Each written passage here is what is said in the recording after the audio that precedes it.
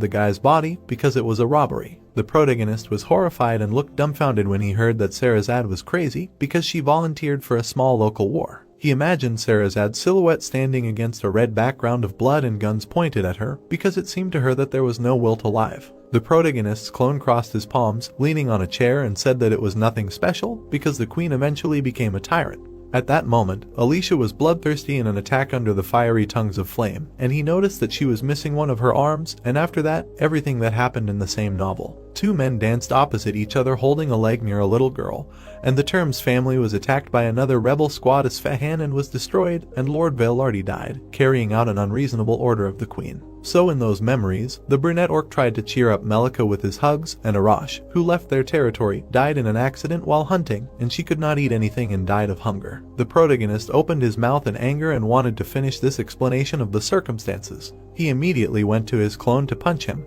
but it was just an illusion that said that there was no need to explain further if we talk about each person. The protagonist shook his head in anger while the clone sat on the chair and asked him about how he felt after watching the spoiler of the future. Lloyd wanted to turn it off quickly. His beaten clone looked from under his brows with a tired look and said that after seeing the spoiler of the future, he would be able to stop it. Then blood began to spurt out of his mouth. Lloyd watched as his clone vomited blood. All the bottles around in the table were stained with blood. His clone hung his trembling hand. Then it suddenly stopped and relaxed. Lloyd watched as his clone lay in his own blood on the table. He was in shock and sweat was running down his face. He also remembered the pictures of his dead parents in the night and assumed that he had lost without even being able to start the game. He stood by the tree and watched the huge plain city from afar. At this time, everyone was dancing a waltz and enjoying the holiday. Lloyd watched the bright light above the mountain city and assumed that he would lose everything again.